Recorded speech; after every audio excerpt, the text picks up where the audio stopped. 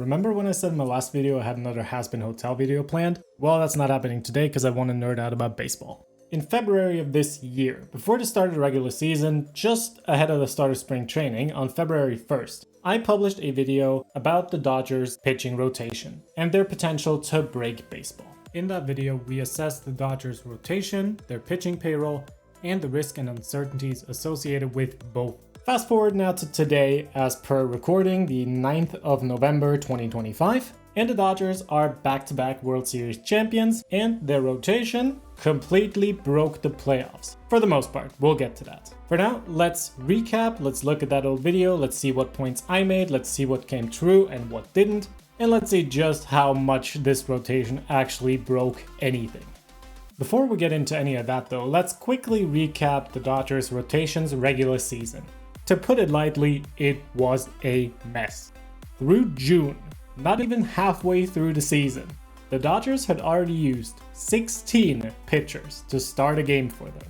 And while there is some names that of course everybody expected, like Yamamoto and Glasnow, there were some names like Matt Sauer, who as per recording of the script has signed in the KBO in Korea, or Lou Trevino, whom I believe the Dodgers just randomly picked up somewhere along the line, etched their names into this list of starters. Now granted, from July onwards throughout the rest of the regular season, they only used 9 total starting pitchers, and only one they hadn't used prior to July, that being Anthony Banda for 1 start on September 15th.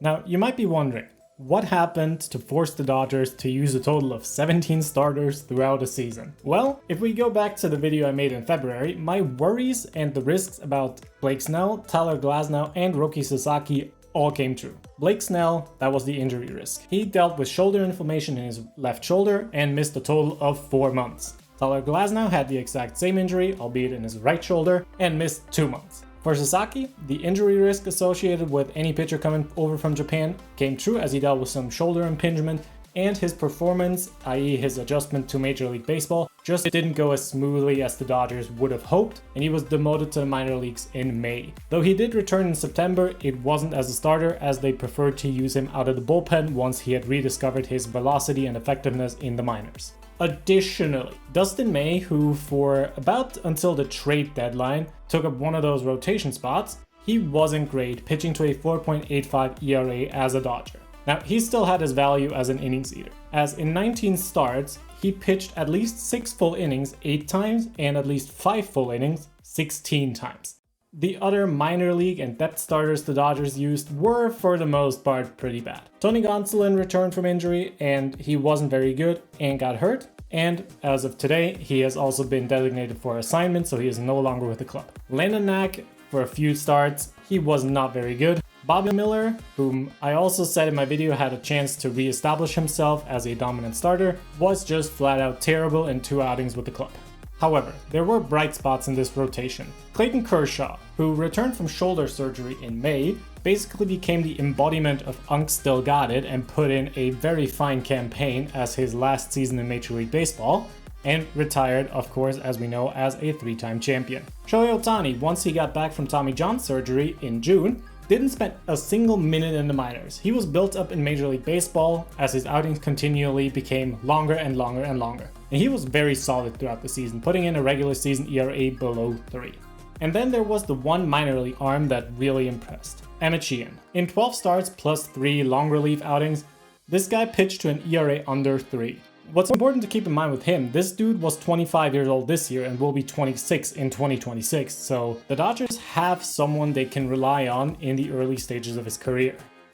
To finish off on the regular season, here's some stats and last words. The Dodgers finished as a team with an ERA of 3.95, which ranked them 17th in Major League Baseball.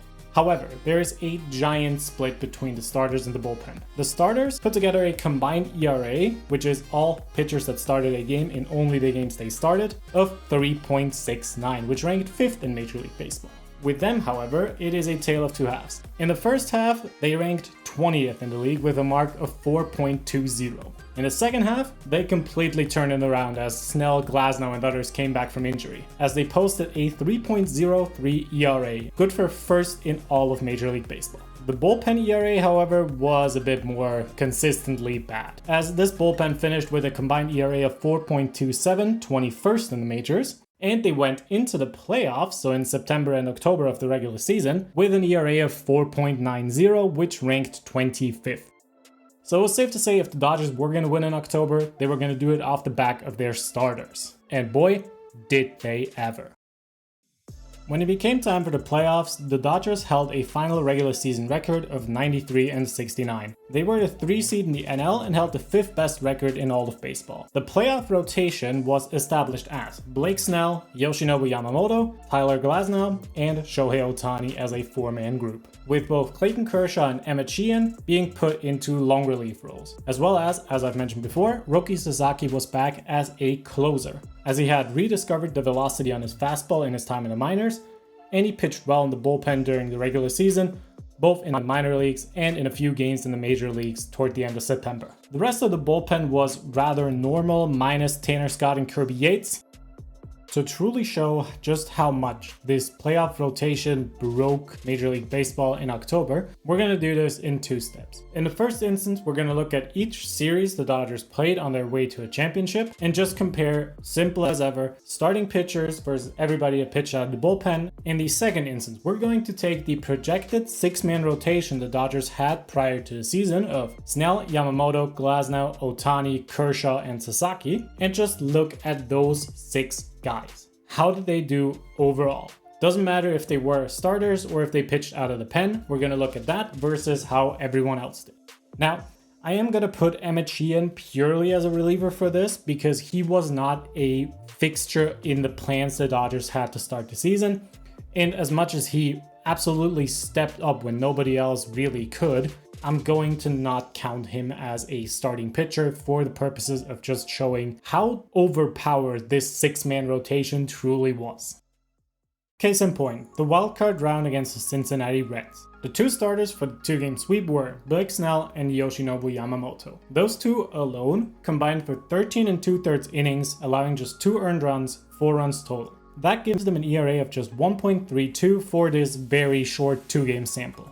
The bullpen in these 2 games pitched 4 1/3 innings and gave up 5 earned runs, for a total of a 10.38 ERA.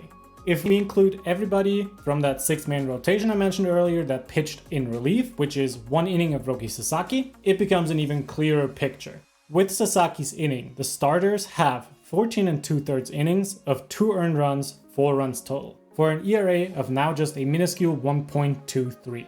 Whereas the true bullpen has 3 1/3 innings of 5 earned runs, for an ERA of 13.50, already showing a clear gap in the production.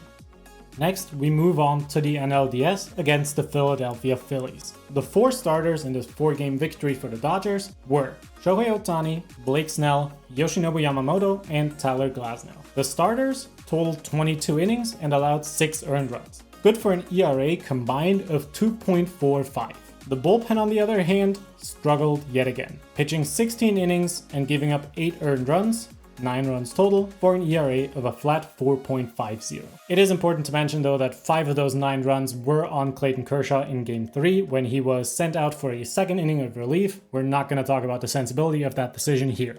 If you just include Sasaki and Glasnow, the 2 starters that pitched well in relief, that brings the starting pitchers to 28 innings, allowing 6 earned runs, for an ERA of 1.92. In the bullpen, it leaves with 10 innings pitched, 8 earned runs, 9 runs total, for an ERA still of 7.20. Now you're going to notice I haven't included Kershaw just yet because again, he brings a very small sample with a lot of runs, so he's going to bring somewhat of a big shift. With Kershaw's 2 innings in relief given to the starters, as said, the starters total 30 innings, giving up 10 earned runs, 11 runs total, for an ERA of a flat 3.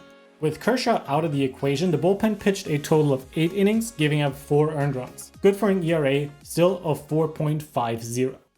With the division series now wrapped up, we move on to the Dodgers' 4-game sweep of the Brewers in the National League Championship Series. The 4 starters in this series: Blake Snell, Yoshi Yamamoto, Tyler Glasnow, Shohei Ohtani. These 4 guys combined for 28 2/3 innings, giving up just 2 earned runs, for an ERA of a minuscule 0.63. In this series, the bullpen were no slouches either. 7 1/3 innings of 2 earned run ball for a 2.45 ERA. So all the credit where it's due, the bullpen more than held their own this series. Again, we're going to look at this in a bit more depth and include the 2 2/3 innings of Sasaki for the starters. That brings the starters to 31 1/3 innings of 3 earned run ball for an ERA of 0.86 and leaves the bullpen with 4 2/3 innings of 1 earned run, good for an ERA of 1.92. There isn't much to add here. This entire pitching staff was nails in this series, holding the Brewers to just 4 runs total over 4 games played. Nothing much to add here. We're moving on to the World Series. The 7-game classic of a World Series that the Dodgers played against the Blue Jays is the only time in this playoff run where the starters showed signs of being human. As the 7 starters, in order: Blake Snell, Yoshi Yamamoto, Tyler Glasnow, Shohei Ohtani, Blake Snell, Yoshi Yamamoto, and Shohei Ohtani once again for Game 7, combined for 39.2 innings pitched, giving up 21 earned runs, 23 runs total, for an ERA of 4.76. Now, a little stat here. The Dodgers only had 3 starting pitchers give up less than 3 earned runs. This was Yoshi Yamamoto in his complete game in Game 2 and in his effort to save their season in Game 6, and Tyler Glasnow in Game 3, where he gave up just 2 earned runs to start that 18-inning classic. The bullpen, on the other hand, more than held their own in this series, pitching 33 in the 3rd inning, allowing 11 earned runs for an ERA of 2.97, outclassing the starters for the first time in this postseason. Now, again, if you include all the starters that pitched in relief, which were Yamamoto, Snell, Glasnow, Sasaki, and Kershaw this time around, you give the starters a total of 50 innings, giving up just 22 earned runs, so 1 more than they'd already given up just as starters.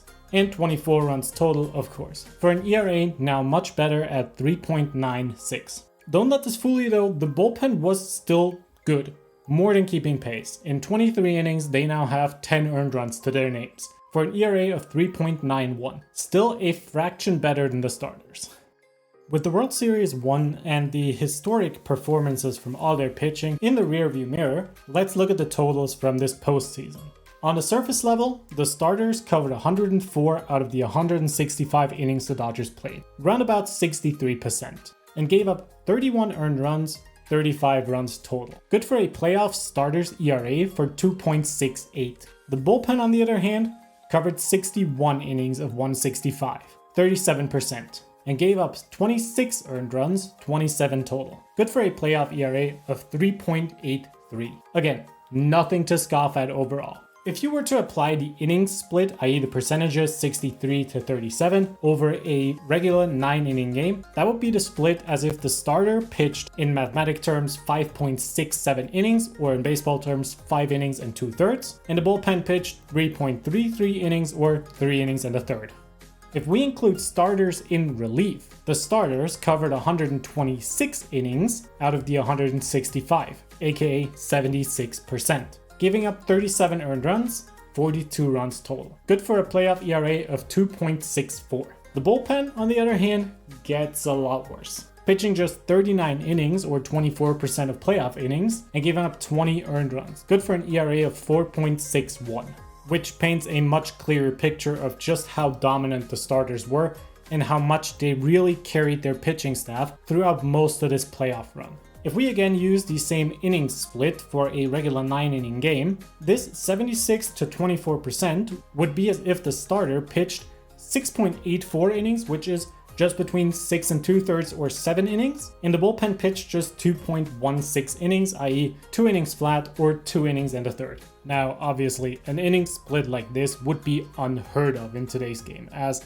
there is no starting staff in Major League Baseball that has every single one of their guys go 6+ innings on average throughout a whole season. And it shows just how much work the starting staff did to carry the Dodgers pitching to a World Series title. And just how much these guys, especially with the heroics in Game 7 from Yamamoto, broke the game of baseball in this playoff run. And that's it. A simple analysis of how much the Dodgers rotation broke baseball this October. Is this the most statistically advanced video I've ever made? Not by a long shot, but it still serves to show just how much these starters carried this team in October. Does it also show that the Dodgers this offseason are in desperate need of bullpen help and of guys to have bounce back seasons, i.e. Tanner Scott? Yes, it does. And that's all this video was supposed to do. Just show how much this rotation truly dominates if it is at full strength, which, if you'll remember, for a huge part of the regular season, it wasn't. That all being said, I hope you enjoyed this video. Leave a like and a comment if you did, and don't forget to subscribe, it would really help me out a lot, and I'll hope to see you again in the next one. Goodbye.